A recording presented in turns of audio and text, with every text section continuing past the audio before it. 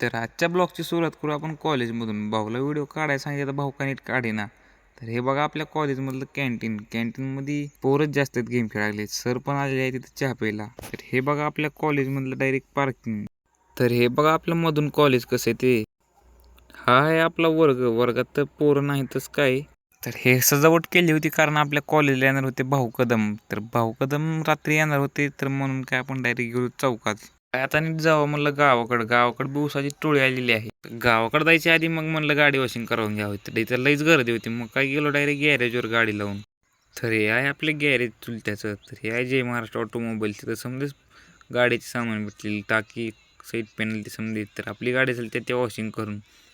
तर गाडी बघायला आता कशी दिसायला लागली. मग काय आता जावं म्हणलं डायरेक्ट गावाकडं गेल्यानंतर काय बघतोय तर काय ट्रॅक्टर फसलेलं होतं.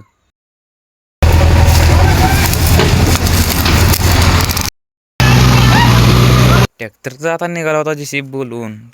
तर भेटू उद्या एका नवीन ब्लॉगमध्ये.